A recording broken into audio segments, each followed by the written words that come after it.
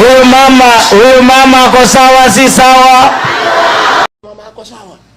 Hebu sunguka, hebu muangalie. Mimi nitawashikilia na shilingi 1200. Sasa huyu mama asimjua na yeye kitandani, utaamuka ukiwa na furaha asubuhi. Huyu mama akiwa kwa kitandani si unalala kabisa Utaamuka kesho ingine sio? Atoshi. Have you seen that video? Huyu mama ako sawa si sawa? Ako sawa. Hata vile alivyo. Akipinduka mnafurahi siku zote. Wapi vikelekele ya huyu mama? Huyu mama akiwa kwa kitandani si unalala kabisa Utaamuka kesho ingine sio? It's one of my most painful moments as a leader of this community. I felt so humiliated. Mtu anasikia akiwa nje ya bandani. Ulipata crash. Hiyo ni kitu gani by the way? Ni kademu. Kama hiyo kitu iko, muulize kabla mchae pisha huko mbele. Ala. Haya, hamjasikia ndiye huyu. Si unawajiko huyu. Wacheni yeye atuambie anaitwa nani. Mrembo wangu anaitwa Sabina Chege. What a life. Sabina Chege, mahali alipo, kama unanisikiza Sabina Chege, unitafute kama roho ijatunda. Wa? Hebu mwambie ulimpendea nini bro? Kwa sababu wewe ni mwaminifu, sura yako inapendeza. Huyu mama ni mrembo zaidi. Na imagine Mkikuyu. Sijaiona msapere mrembo kama Sabina Chege hii Kenya. Ni sawa basi, wewe jipange utuletee mbuzi, ng'ombe. Na unajua ni harusi yako wa Kikuyu. Mungu ulifikiria nini ukaomba Sabina Chege ukaweka sendro? Nini nyingine dad? Unakata mpaka makucha. Harusi ya Kikuyu utatoa pesa. Pesa. Hey, my friend. Sijui ya mukwa, sijui ya jela, sijui ya nini, sijui alivuja nini. Huyu ashampenda, anaweza fanya anything juu yake. Maana Mungu wewe ndiye ulikuwa na sababu ya kumweka kule sendro. Na wakati atanifikia, hata akinihaki, nitakaa mwezi bila kuoga. Wa? Allah. I refused to participate in the sexual advances of the clerk of the Senate, Jeremiah Nyegenye, sex in exchange for trips. We have seen politicians of high standing, veteran politicians, being told to turn around so that their behinds can be seen. We saw it the other day. I refused to participate in the sexual advances of the clerk of the Senate, Jeremiah Nyegenye, sex in exchange for trips. We have seen politicians of high standing, veteran politicians, being told to turn around so that their behinds can be seen. We saw it the other day. They speak of discipline, values, morality. Talk of preaching water and drinking wine. Have you been watching our political leaders on the campaign trail lately? Have you seen how crude and crass it is getting out there on the podium? Leadership used to be about matters above the neck. But lately, the altitude has dropped dramatically, even below basic decency. Mzuri, mwanaume aliye na afya na akili timamu aendangi raundi moja. Anaenda raundi moja. Na nyinyi wa mama mnajua yule mwanamume mmoja si yule anaenda one round. Si anaenda raundi ya pili na ya tatu. Sasa mnataka kushukisha William Ruto one round. Una hii mbegu yangu ikimix mnaonaje? Ndio sababu nasema mimi leo sirudi. Na hii weather. Siku hizi wanaume wamesahau, wanatupiga na mapanga, wanatupiga na marungu, na Mungu aliwapatia kitu ambaye wanatakana kutupiga naye. Nataka kuuliza hapa na munishike vizuri. Mtu anasikianga utamu saa zile yuko ndani ama nje? Huyu mama akiwa kwa kitandani si unalala kabisa Utaamuka kesho ingine sio? Atoshi. You have seen and heard it for yourselves. Akiweka na weka. Mwete kidogo. Tena niliwasikia wakisema wataingia bedroom ya baba. Niwaambie ukweli wema nisiseme. Hata hawakuingia bedroom. Tulimalizana nao kwa sitting room bila condom. Hatuchezi nao. The objectifying of women, it's become such a norm. The women in parliament are suffering. Take it from me. They are having to do things that they would otherwise not even speak up in public. all this sex for work nonsense? Don't you want to know who has been traveling, where they have been going, who they have been going with, how much they have been spending? Because in that travel report, you can then be able to analyze the data and ask yourself, is Karen Nyamu an expert in everything?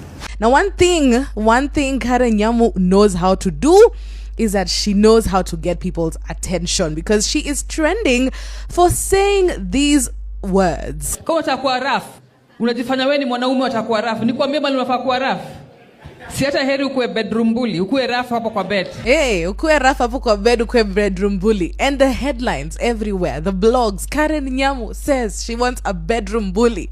But if you are someone who consumes social media, you'll miss the point, because why was she talking about bedroom bullies? And to be clear, what I reported is that I realized that my legislative agenda, I realized that my work in parliament, my activities in parliament, somehow they're being sabotaged and I'm having a difficult time. When I reflected on several things, I actually came to the conclusion that because I refused to participate in the sexual advances of the clerk of the Senate, Jeremiah Chege. This is on record. I did a personal statement at the floor of the House.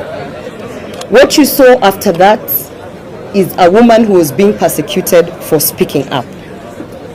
You saw a suspension motion that was brought 2 times. The first time they brought it to the floor of the House, they realized that I was present, and so I would be accorded 20 minutes to defend myself.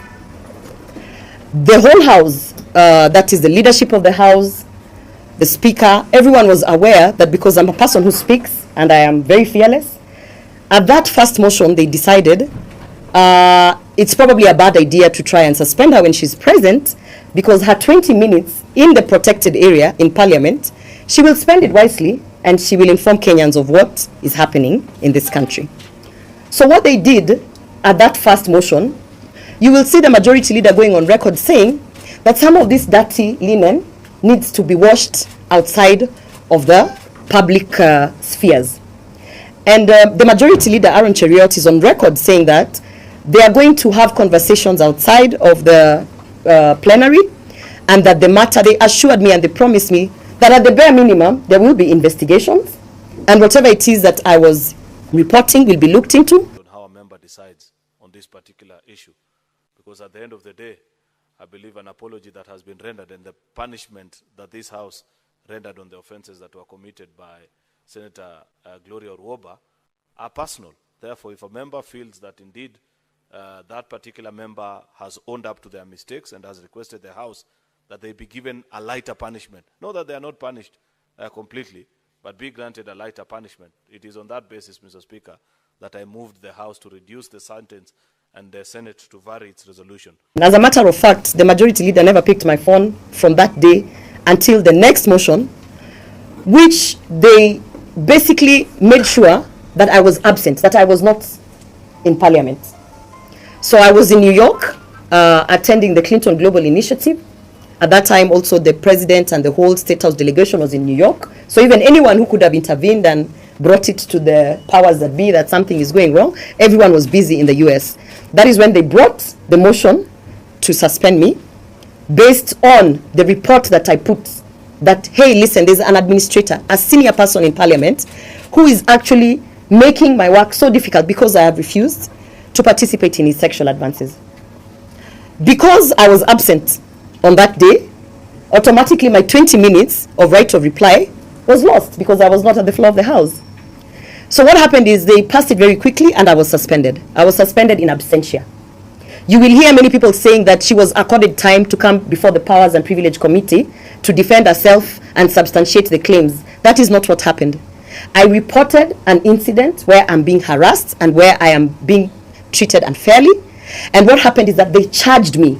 They actually took my report and charged me. They made it a charge. They said, we are charging Senator Orwoba for disrespecting Parliament by alleging that there is sexual favors for legislative agenda.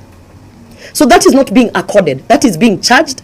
And immediately after that, they prosecuted it by the motion. And immediately after that, I was suspended. We have been in this country, so you have lived through these events. I was suspended. Much later, because I put out a point to speak about this to the media, the majority leader called me and said he's going to broker a truce because they were afraid of the things that I was going to say. And they said, you know what, if you at least apologize to your colleagues who you have spoken ill of, we will reduce the suspension. You have seen me on record apologizing and saying, while I was seeking my justice, there are some of my colleagues who I might have rubbed the wrong way. I apologized to them. I said, I'm sorry, I was busy trying to seek justice, but in that way, I might have either come off aggressive or what, but I apologize. What you see after that is them reducing a sentence and bringing it down to, I don't know how many days. Within that reduction of the sentence, of the suspension, I didn't know that I was not supposed to be paid a salary. I thought that when you're suspended, you're not paid a salary, right? So the next time you see me at the floor of the House, what is happening? They have prescribed an apology. The clerk was part of the team that sat down and prescribed the apology. That is why he inserted his name into the apology. And you see me at the floor of the House saying, no, I'm not going to read this apology, because my legal team had already told me that the clerk wants that apology so that he can take the apology back to court and say, in fact, her allegations are false. She even apologized for it.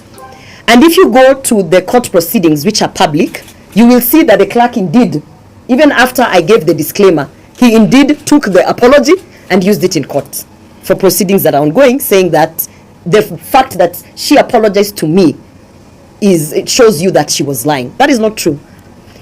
I have reported an incident of sexual harassment. To date, there is a letter to Parliamentary Service Commission. The chair of Parliamentary Service Commission is the Speaker of the National Assembly. The letter is out there. He chose not to act on it. At the bare minimum, in any workplace, at least an investigation must be conducted.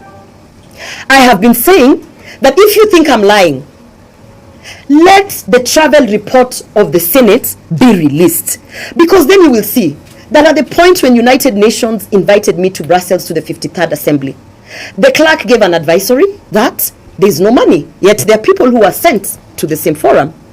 You will see this kind of shenanigans in terms of sex in exchange for trips, sexual favors in exchange for legislative agenda, sexual favors in exchange for all sorts of things, including office premises and locations. That is what I've been saying. Not one single entity has investigated this.